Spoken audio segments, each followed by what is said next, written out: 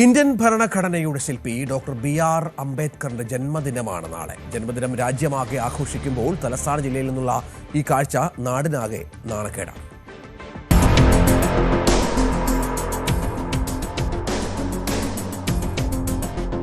തിരുവനന്തപുരം കല്ലറ ഭരതനൂർ അംബേദ്കർ കോളനിയിൽ നിന്നുള്ള കാഴ്ചയാണിത്.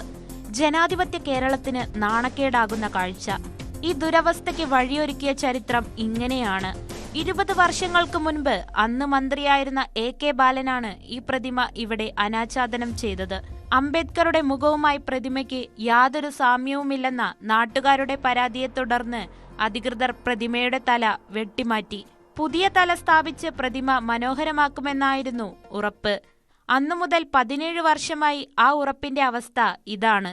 നാട് അറിയപ്പെടുന്നത് തന്നെ അംബേദ്കർ കോളനി എന്ന പേരിലാണ് അറിയപ്പെടുന്നത്. ആ മഹത് വ്യക്തിയുടെ പേരിലാണ് ഈ ഗ്രാമം അറിയപ്പെടുന്നത്. പക്ഷേ ഇവിടുത്തെ ജനങ്ങളും ഭരണകർത്താക്കളും നമ്മളോട് കാണിക്കുന്ന, അതായത് ഈ പ്രതിമയോട് കാണിക്കുന്ന ഏറ്റവും വലിയ അനാദരവാണ് ഈ തലയില്ലാത്ത ഈ പ്രതിമയെന്ന് പറയുന്നത്.